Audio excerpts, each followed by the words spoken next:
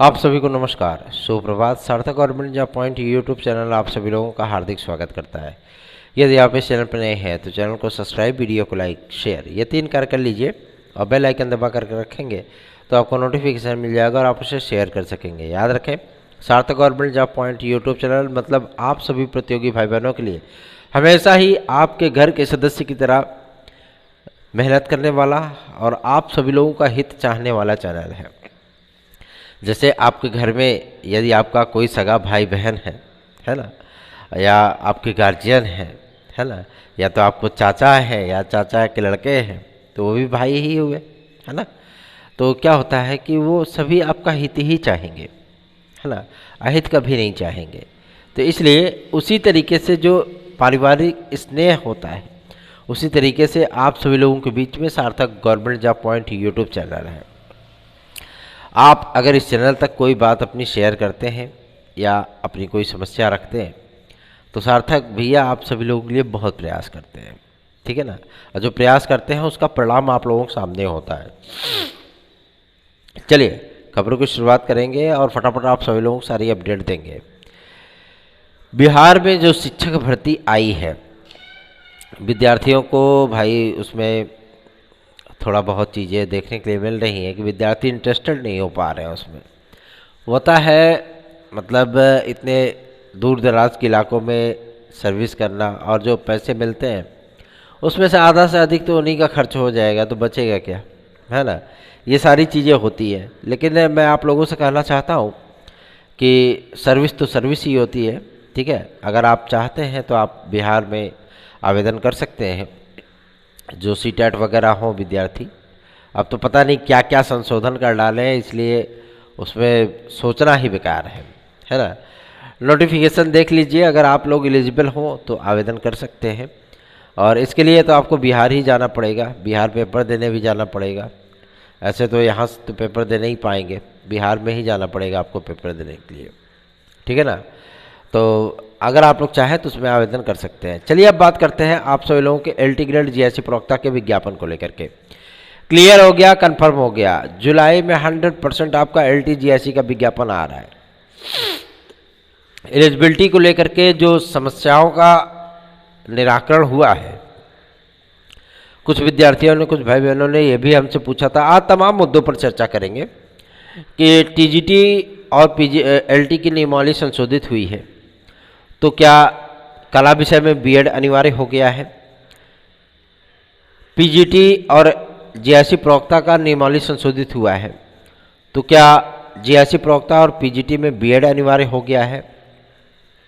इन तमाम मुद्दों को लेकर के विद्यार्थियों ने हमसे सवाल किए थे और जाहिर सी बात है कि इन तमाम मुद्दों को लेकर के आज मैं आप सभी लोगों के सामने अपने मंतव्य को रखने वाला हूं। जो जानकारियां मुझे प्राप्त हुई हैं उसके आधार पर आप सभी लोगों को इन्फॉर्मेशन दी जाएगी। इसलिए ये वीडियो आप सभी लोगों के लिए बेहद महत्वपूर्ण साबित होगी।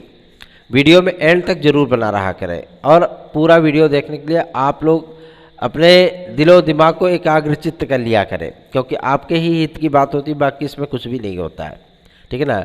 नो बिल्डअप, नो बकवास, ओनली काम की बात, सीधी सी बात है। चलिए, दरअसल माध्यमिक शिक्षा सेवा चयन बोर्ड की नियमावली में संशोधन तो बहुत पहले किया जा चुका था, लेकिन यह मामला तब बदल गया जब इलाहाबाद हाई कोर्ट की सिंगल बेंच ने एक आदेश किया कि भैया ऐसी बात है कि राजकीय विद्यालयों में भी टीजीटी की नियमावली लागू हो सकती है, ठीक है, वो वैलिड है, वैध है, आप उसको लागू कर सकते हैं, कोई दिक्कत नहीं है। तो अगर वैलिड है, वैध है, तो जाहिर सी बात है कि एलटी की नियमावली राजकीय के लिए है, लेकिन एलटी की नियमावली आपकी अर्धशासकीय के लिए भी अनिवार्य हो सकती है, कोई दिक्कत नहीं है।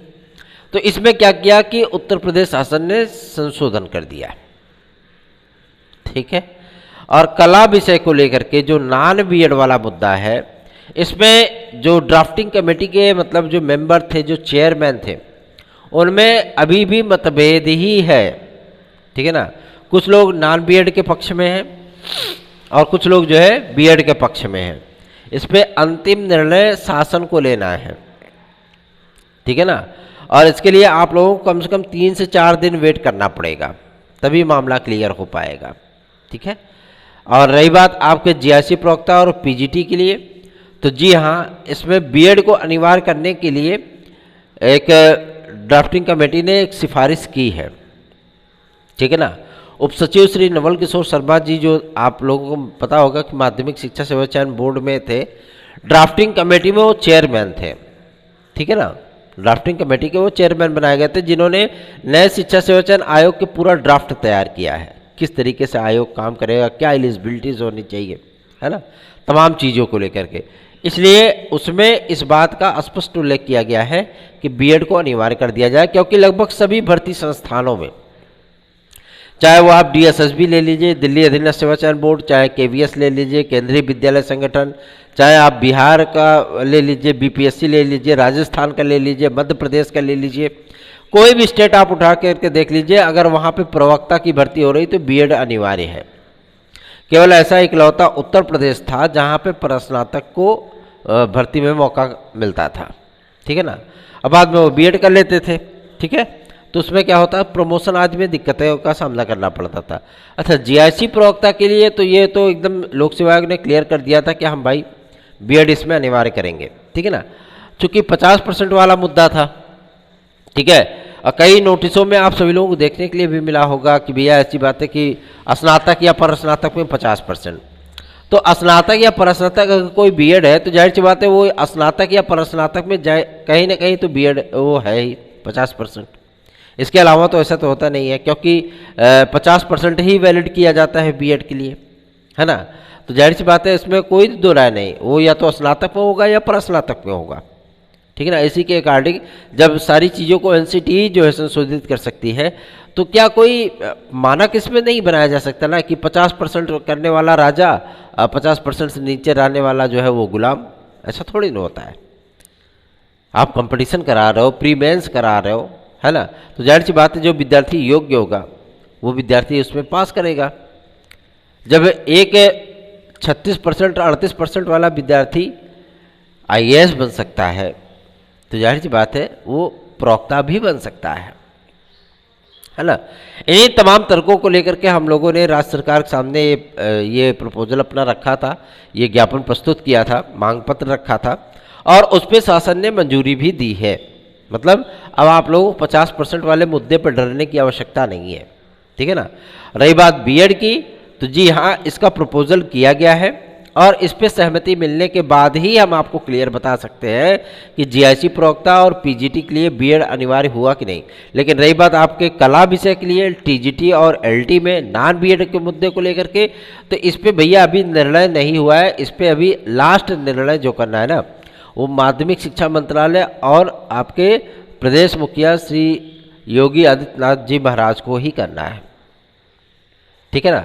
इसके पहले ये चीज़ें क्लियर नहीं हो पाएंगी, आपको कम से कम थोड़े दिन के लिए तो वेट करना ही पड़ेगा, ठीक है ना। या तो हो सकता है कि एलटी ग्रेड जीआईसी प्रवक्ता का विज्ञापन जारी करते समय, क्योंकि लोक सेवा आयोग के पास है एलटी जीआईसी का विज्ञापन, ठीक है ना, तो इसमें क्या हो सकता है कि आप लोगों को मैं बता दूं कि नॉन बीएड वाले जो हमारे भाई बहन हैं, ठीक है ना, अगर टीजीटी की नियमावली एलटी में लागू होती है तो जाहिर सी बात है कि टीजीटी की नियमावली एलटी में लागू करने के लिए लोक सेवा आयोग को संशोधन करना होगा, ठीक है। और उसके लिए लोक सेवा आयोग तैयार नहीं हो रहा है कि हम संशोधन करें। हर विषय के लिए उन्होंने बीएड की डिग्री अपने अनिवार्य कर रखी है, और यही सेम कंडीशन आप लोगों को वेटिंग लिस्ट में भी दिख गई होगी। सारी चीज़ें क्लियर हो चुकी हैं, स्पष्ट हो चुकी हैं। बस नॉन बीएड वाले मुद्दे को हम लोग बहुत जल्दी क्लियर करा के आप लोगों का विज्ञापन ले आएंगे, ठीक है ना। और हमारा प्रयास यही होगा कि आप जो नॉन बीएड के हमारे भाई बंधु हैं, चाहे वो टेक्निकल वाले हों, फाइन वाले हों, बीएफए वाले हों, प्राविधिक वाले हों, ठीक है ना, आईजीडी बॉम्बे आर्ट वाले हों, उन सभी विद्यार्थियों को आवेदन करने, एग्ज़ाम में सम्मिलित होने, सफलता प्राप्त करने और नियुक्ति लेने का अधिकार प्राप्त हो सके। निश्चिंत रहें इसके लिए, क्योंकि हम नहीं चाहते कि किसी भी हमारे भाई बहन का अनहित हो। चलिए आगे बढ़ते हैं। अब बात करेंगे आपके आरओ के विज्ञापन को लेकर के। क्लियर हो गया है कि आप लोगों का आरओ का विज्ञापन भी इसी जुलाई महीने में आने चल रहा है, ठीक है। कार्मिक विभाग अनुभाग 2 और आपके शासन ने इस बात को स्पष्ट कर दिया है कि अब किसी प्रकार का कोई विवाद शेष नहीं है। हालांकि शासन की हरी झंडी के बाद ही सारी चीज़ें की जाती हैं और शासन ने क्लियरेंस दे दिया है। और दिशा निर्देश भी लोक सेवा आयोग को जारी किए जा चुके हैं। अब विज्ञापन के लिए सहमति भी दी जा चुकी है, ठीक है ना। अब बहुत जल्दी ही आप लोगों का ये पत्र आने वाला है एलिजिबिलिटी का, जिसमें तमाम उन डिग्रियों का उल्लेख होगा। समकक्षता शब्द का इस्तेमाल बिल्कुल नहीं होगा। जो जो डिग्रियां जिन जिन विषयों के लिए, जिन जिन पदों के लिए वैलिड होगी, आप सभी लोगों को पूरी नियमावली पब्लिश करके बता दी जाएगी, दिखा दी जाएगी, है ना। आप लोग उसको बाकायदा प्रिंट आउट कर लीजिएगा लोक सेवा आयोग की वेबसाइट से। उसके बाद बाकायदा देख लीजिएगा कि आप एलिजिबल हो अथवा नहीं हो। अगर एलिजिबल हो तो आप लोग नौकरी के लिए अप्लाई कर सकते हो, अगर एलिजिबल नहीं हो तो आप बिल्कुल अप्लाई मत करना, ठीक है ना। रही बात टीजीटी 2022 को लेकर के, तो ये क्लियर हो गया भैया कि आप लोगों का एग्ज़ाम इन्हीं 2-3 महीनों के भीतर होना है। इसलिए आप लोग तैयारियां स्पष्ट रूप से अपनी शुरू कर दीजिए, ठीक है ना। क्योंकि मंत्री जी ने स्पष्ट कर दिया है कि आयोग बनते ही 15-20 दिन के अंदर हम पेपर करा देंगे, इसमें कोई दो राय नहीं। तैयारियां शुरू हो चुकी हैं, आपके जो विषय विशेषज्ञ हैं वो पेपर सेट करना शुरू कर चुके हैं, समझ रहे हैं ना। पेपर सेट होना शुरू हो गया टीजीटी पीजीटी का। इसलिए कह रहा हूँ तैयारियों में जुट जाइए, लग जाइए, आपका ही भला होगा। उसमें मेरा कुछ जो मतलब नफ़ा नुकसान नहीं है, ठीक है ना, आपका ही भला होगा। चलिए आगे बढ़ते हैं। अब बात करते हैं आप सभी लोग सबसे महत्वपूर्ण मुद्दे पर, जो कि संबंधित है टीजीटी पीजीटी की प्रतीक्षा सूची को लेकर के। एलटी का सरदर्द खत्म हो गया, है ना। अब विद्यार्थियों का भाई, जिनको नौकरी मिली है वो तो जाहिर सी बात है मुस्कुराएंगे ही, है ना। उनको 4 साल बाद जो है नियुक्तियाँ मिली हैं, मतलब उनका नाम आया, उनको सफलता प्राप्त हुई है, तो जाहिर सी बात है उनको सफलता का आनंद उठाने दीजिए। और रही बात हमारे टीजीटी पीजीटी के भाई बहनों की, तो उनको भी बहुत जल्दी ही सफलता का स्वाद मिलने वाला है, ठीक है ना। बहुत जल्दी ही सारी चीज़ें क्लियर होने वाली हैं, निश्चिंत रहें इसके लिए, बेफिक्र रहें इसके लिए, ठीक है। और पदों का पूरा ब्यौरा प्राप्त हो गया है। जितनी चीज़ें हैं कि ऐसा नहीं कि 150 पदों पर आप लोगों को देखने के लिए मिलेगा, अच्छे खासे पद आप लोगों को देखने के लिए मिलेंगे। जितना एक्सपेक्ट नहीं किया गया था आपके लोक सेवा आयोग में, उससे कहीं ज़्यादा एक्सपेक्टेशन है आपके टीजीटी पीजीटी 2016-2021 में। बहुत से विद्यार्थियों का भला होने वाला है, कल्याण होने वाला है। तो निश्चिंत होकर के आप सभी लोग इस चैनल को सब्सक्राइब कर लीजिए और वीडियो को लाइक कर दीजिए। आगे बढ़ते हैं। अब बात करेंगे आप लोगों के यूपी की। यूपी से हम लोगों ने रिक्वेस्ट किया था कि वीडियो एग्ज़ाम के जो है मतलब रिजल्ट को जल्द से जल्द जारी किया जाए। इस पर परीक्षा नियंत्रक महोदय का स्पष्ट कहना था कि OMR की चेकिंग का कार्य के लिए जो है प्रपोजल दिया जा चुका है, बहुत जल्दी ही प्रक्रिया स्टार्ट कर दी जाएगी।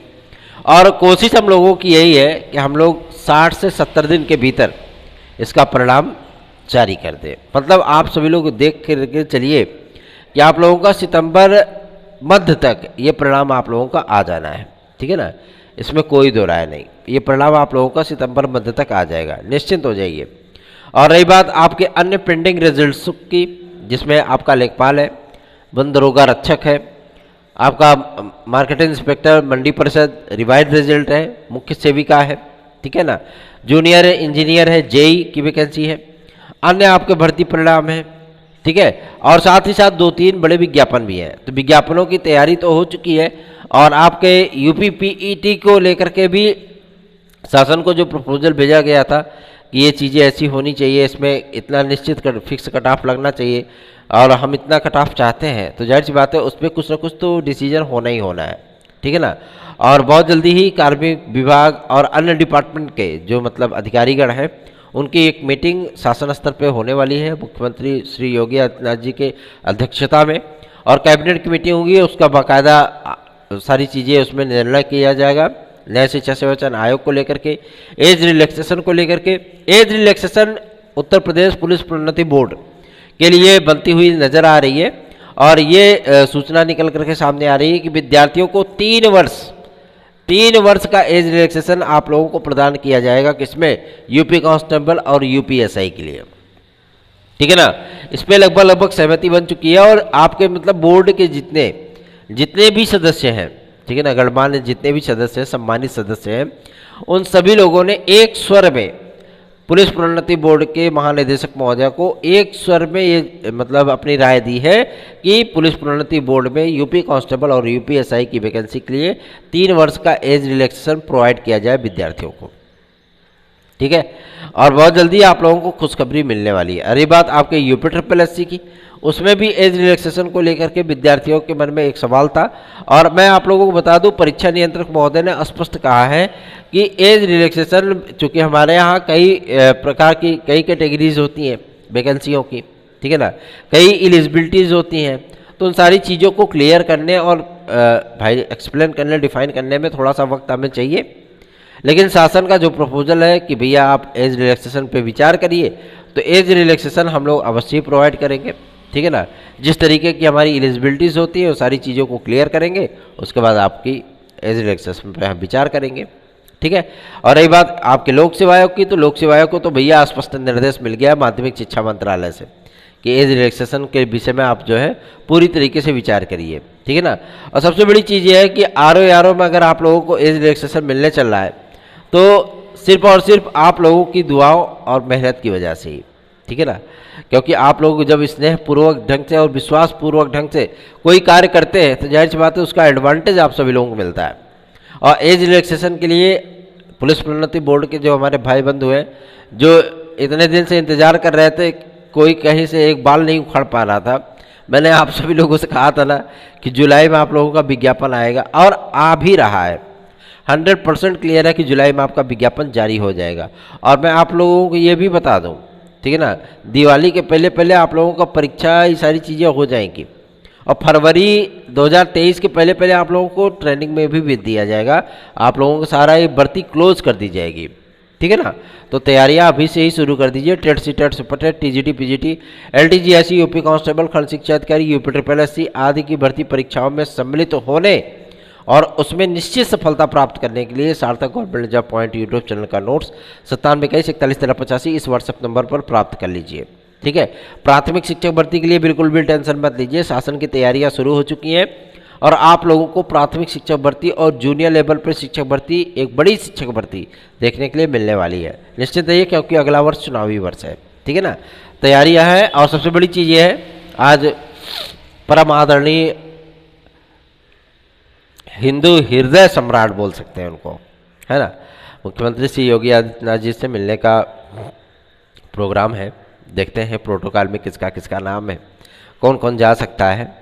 तो अगर मौका मिला तो आदरणीय मुख्यमंत्री महोदय के दर्शन जरूर करेंगे, हाँ। और आप सभी लोग जितने भी हमारे भाई बंधु हैं, जितने भी हमारे प्रतियोगी भाई बंधु हैं, उनकी समस्याओं को लेकर के हम चर्चा पर चर्चा जरूर करेंगे। तो चैनल को अधिक से अधिक लोगों में शेयर करिए, सब्सक्राइब कराइए चैनल को, और वीडियो को लाइक ज़रूर किया करिए। आप लोग लाइक बहुत कम करते हो और शेयर तो बिल्कुल नहीं करते हो, 2 4 5 10 अधिकतम अगर गया तो अभी तक जो मतलब इस चैनल की हिस्ट्री रही है 1.5 सालों की, वो मतलब 138 विद्यार्थियों ने शेयर किया है, ये सबसे ज़्यादा, ठीक है ना। तो और लोगों को भी शेयर किया करिए, सभी लोग एक एक लोगों को जोड़िए, शेयर करिए, ताकि आपके बीच का ये भाई बंधु है आपका, जो कि आपकी समस्याएं देखता भी है, सुनता भी है, समझता भी है, ठीक है ना। तो आप लोग निश्चिंत होकर के कार्य करिए और इस चैनल को सब्सक्राइब करके वीडियो को लाइक जरूर कर दीजिए। धन्यवाद। आप सभी का दिन शुभ हो।